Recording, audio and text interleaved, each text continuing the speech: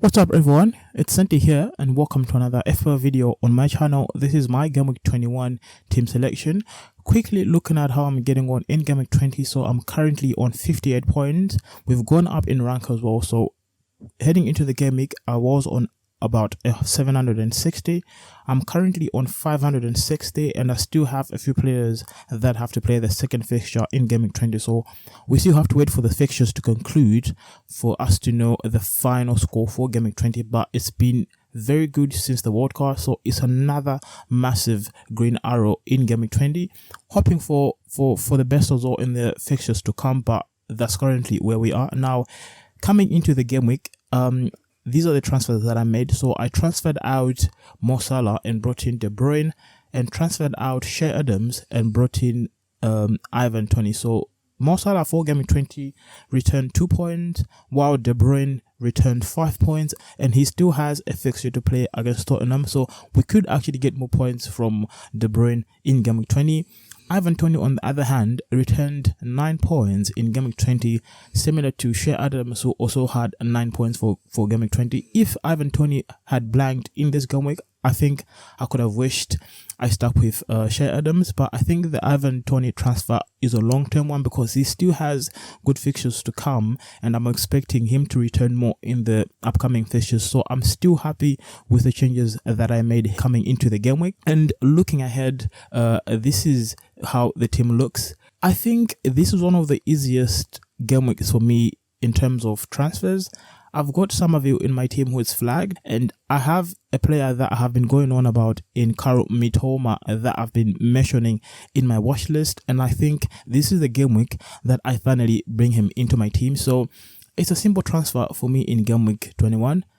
Transfer out Somerville, bring in Mitoma, who's got very good fixtures coming up. So Mitoma plays Leicester this game week, and then he plays Bournemouth and then Crystal Palace in the next 3 game weeks. So I think Mitoma is one of those players that you should try get into your team. He's been performing very well against the so-called big teams, and he's got fixtures that you could expect him to do better in. So he's one of the players that you should be looking to try and get into your team. Now, when I make that transfer, this is how my team should look in game week 21. In goal, Ramsdale, who plays at home against Man United. A difficult fixture, but Ramsdale makes saves here and there, so I'm still hoping for points from Ramsdale in Game 21. At the back, I'll go with Trippier, Kyle Walker and Dan Burn. So I'm actually considering doubling up on the Newcastle defense.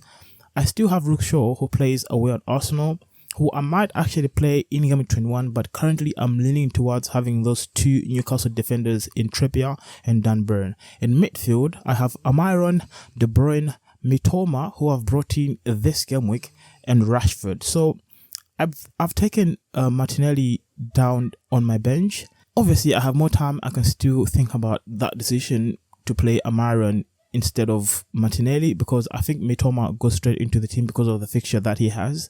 On the other hand, Martinelli plays United. Even though he's at home, it's a very difficult fixture, so I'll still have to decide whether I play Almiron or Martinelli. I've got more time, but for now, I'm leaning towards Almiron, who plays away at Crystal Palace. And up front, I'm going to go with Ivan Toney, who plays away at Leeds, Holland, who plays at home against Wolves, and Harry Kane, who plays away at Fulham. So on my bench, I'll have Luke Shaw, Martinelli, Nico Williams, and Begovic, who never actually plays. So if I make any change, it's just going to be me switching between Dan Burn and Luke Shaw, or Martinelli with Almiron. But currently, this is how my team looks for Game 21. Let me know in the comments what you're doing with your team, what transfers you've made heading into Game 21, and this is how my team should possibly look by the end of Game 21. Now, with the captaincy, I think nothing has changed. The way my team is set up, Holland is the one that I'm leaning towards. He plays at home against Wolves. He struggled in the previous game weeks. It was difficult fixtures. I think he can get a pass.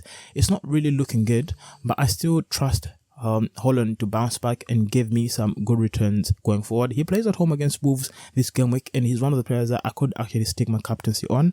Harry Kane plays away at Fulham.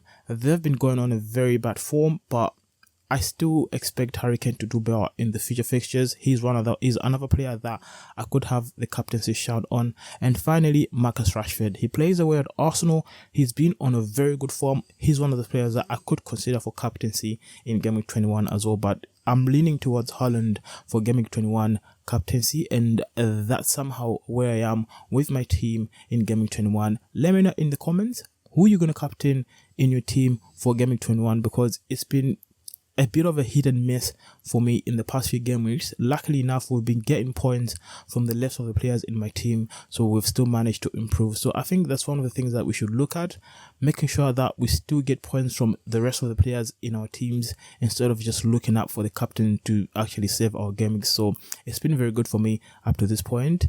Don't forget to smash the like if you found the video helpful in any way, and if you're new to the channel, don't forget to subscribe to the channel, and I'll see you soon.